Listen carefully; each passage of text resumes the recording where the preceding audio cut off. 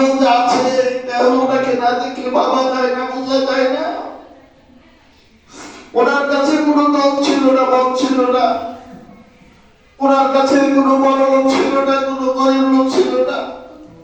উনি সকলের জন্য সমান ছিলেন। উনি একজন ন্যায়পরায়ণ শাসক ছিলেন।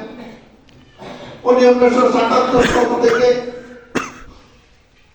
2026 এই 50-52 বছর আপনাদের খাদের হিসাবে আপনাদের মধ্যে সেবা বিতরণ করে গেছেন নিঃস্বার্থভাবে, যার কোনো বিনিময় হয় না। একজন নির্লোভ মানুষ ছিলেন। আপনার গ্রামের মানুষ, আমি অনেক কথা যদি বলি বলবেন যে আসলে তোমার কাছে মাসির গল্প না ভাই।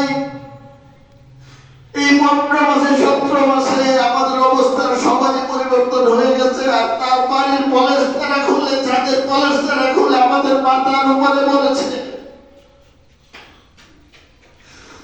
আমাদের সকলের অবস্থা 17 মাসে আমাদের বিনুর অনেক অনেক কিছু হয়ে গেছে, কিন্তু ওনার বাড়ির তাদের পলেস্তারা আমাদের মাথার উপর বেঁধে বেঁধে বলেছে।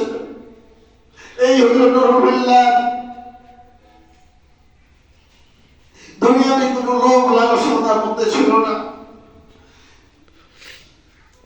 সেই কঠিন হাসরের দিনে, যেদিন আরশে মহল্লার ছায়া ছাড়া অন্য কোনো ছায়া থাকবে না, ওই দিন সর্বপ্রথম যে আরশের মহল্লার ছায়ার নিচে যে লোকটা স্থান পাবে, সে হলো ন্যায়পরায়ণ শাসক। আমরা আমাদের নুরুল্লাহ সাহেবকে ন্যায়পরায়ণ শাসক হিসাবে আমরা দেখেছি।